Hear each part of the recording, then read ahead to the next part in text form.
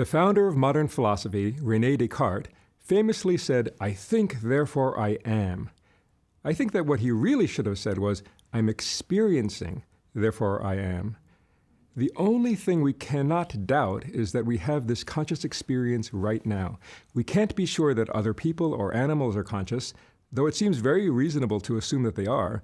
We can't even be sure that we're not a brain isolated in a tank being fed inputs that mimic there being a world out there such that we're hallucinating our experience, like in the movie The Matrix. But even if we are hallucinating the world, we can be sure that we are experiencing whatever it is that we're experiencing right now. In fact, the present content of our conscious experience is the only thing that we can truly know for sure. What I find ironic about this situation is that many scientists deny that consciousness is real, or at least really causal in this universe.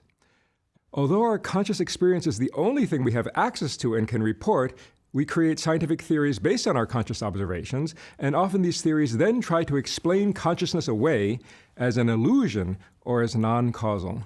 I think this is a big mistake. For anyone who denies the causal power of consciousness to affect subsequent events in the universe, I present the following simple challenge. Describe to me what you're right now consciously experiencing. You might say, well, my left toe hurts and my nose itches. When you describe your conscious experience, you'll be moving atoms in the air or in your jaw, this way or that, which would have moved in different ways had you described different contents of your consciousness. Under what conceivable model of the world can consciousness play no role in an act of describing what you're conscious of?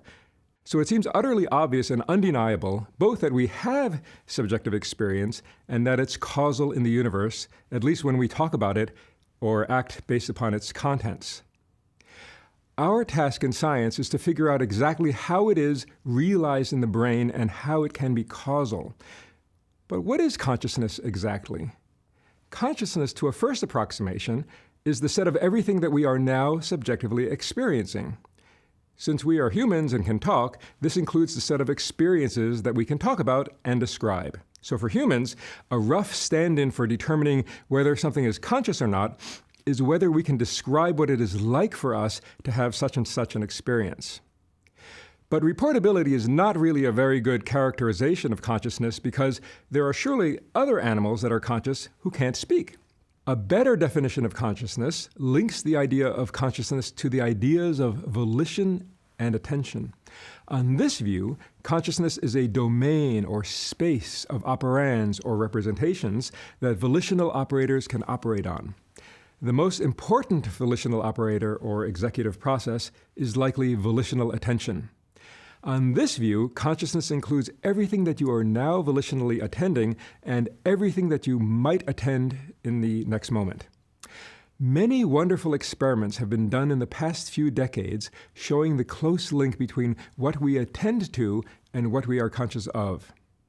There's a famous video of basketball players passing a ball while a gorilla walks on stage. The task is to count the number of ball passes that are made by the white team. In the middle of this, a black gorilla walks across the stage. The amazing thing is that a majority of subjects who view this film for the first time report not having seen the gorilla, even if they had been looking right at it. So let's try this experiment ourselves. Count the number of ball passes made by the white team in this more recent version of the gorilla experiment made by the psychologist Dan Simons.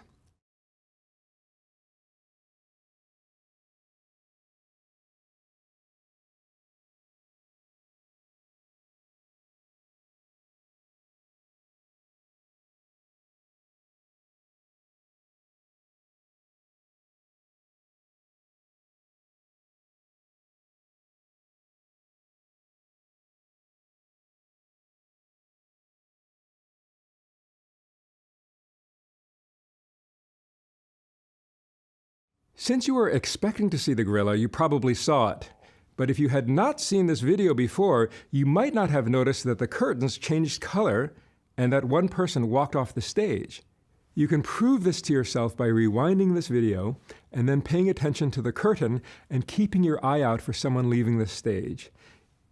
If you missed it before, you'll catch these changes this second time. Now let's watch a second video about a murder.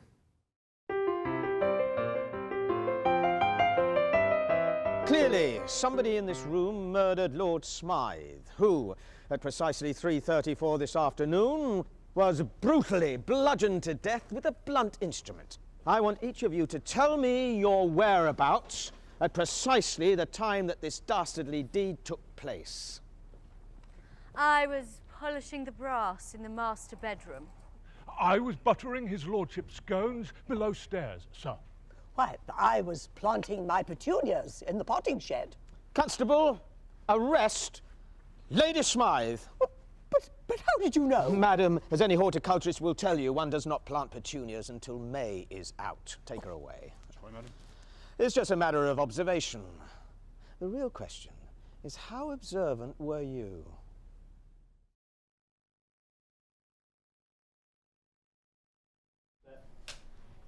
And action. Clearly, somebody in this room murdered Lord Smythe, who, at precisely 3:34 this afternoon, was brutally bludgeoned to death with a blunt instrument. I want each of you to tell me your whereabouts at precisely the time that this dastardly deed took place. I was polishing the brass in the master bedroom. I was buttering his lordship's scones below stairs, sir. Why, I was planting my petunias in the potting shed. Constable, arrest Lady Smythe. Did you notice all the changes? If not, what are we to make of this? The first time I watched this, I didn't notice that there was a new dead man lying on the floor. I assumed that it was the same dead man as before, even though he was wearing different clothes and had a different face. How can this be? Was I not conscious of the first man? Or was I not conscious of the differences between the first man and the second man? Normally, if something changes in the world, there's a motion signal at the location of the change. The motion signal indicates to our visual system that something has changed there and where we should pay attention to. But if we get rid of this motion signal, we will generally not be made aware that a change has taken place. In order to notice a change in the absence of a motion signal indicating the presence of a change, we have to pay attention to a location or a thing for a relatively long time and then compare it with our memories of its previous states. Only then, if there's a mismatch between the way it is now and our memory of it, can we realize that there's been a change. Now look at this example, also by Dan Simons.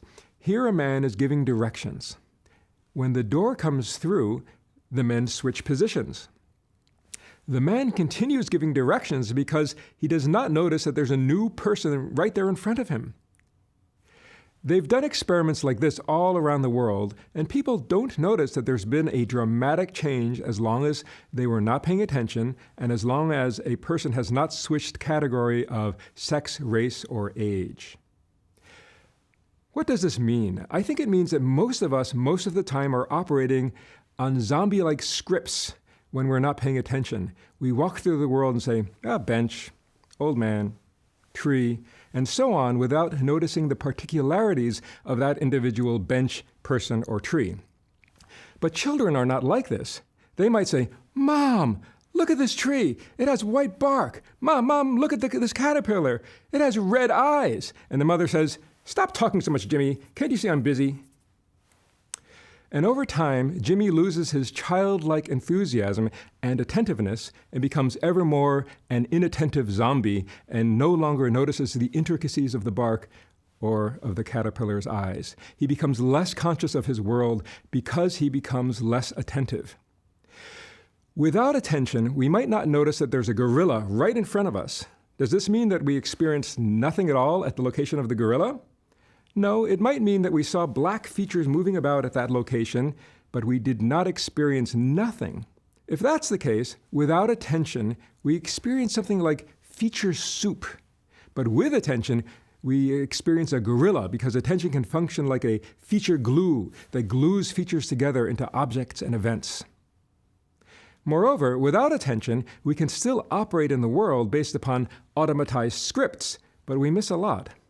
We pay a heavy price for operating in zombie mode. For example, we might not notice that a new person has replaced the person we were just talking to, or we might not notice that one corpse has been replaced with another. Why do we become automatized as we grow up? Well, automatization allows us to save energy. We can act on autopilot, freeing up mental resources for other tasks. For example, when we drive, at first we have to pay attention to every little thing. It's exhausting. But as we become a better driver, we can drive on automatic pilot, so to speak. We can pay attention instead of to the road, to our inner thoughts and daydreams.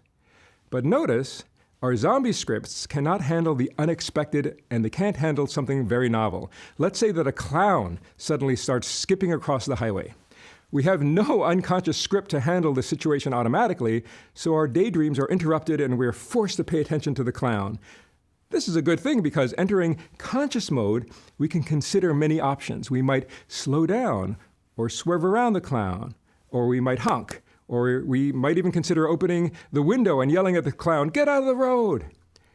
Conscious mode is slow in comparison to automatized scripts for thinking or behaving, but consciousness is flexible and open-ended. It allows us to weigh our various options and play events out before doing them. It allows us to try things out in a way before actually doing them. As the philosopher Karl Popper put it, rather poetically, consciousness evolved so that our hypotheses could die in our stead. Now, as I've been talking, did you notice that the wall behind the woman changed very slowly from large cinder blocks to small bricks? Rewind to the beginning of the appearance of this image that has been behind me. Well, it's actually not an image at all, but a movie where the changes were so slow that they came in under the radar, so to speak, of your motion detecting system.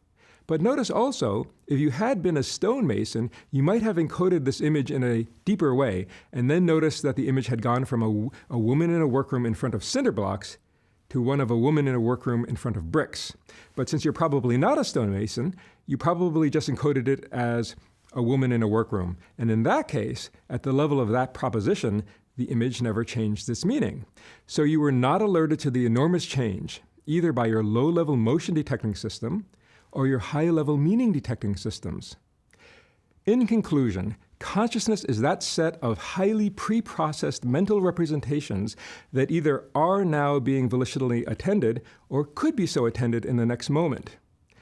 Volitional attention can't get under the hood, so to speak, and be allocated to earlier representations, say those present at the retina. Rather, unconscious and pre-conscious processes operate on the input, and after they're done with their rapid operations, volitional attention can then further process a subset even more deeply. For example, we can track something as it moves around the world with our attention, even if we're not directly looking at it.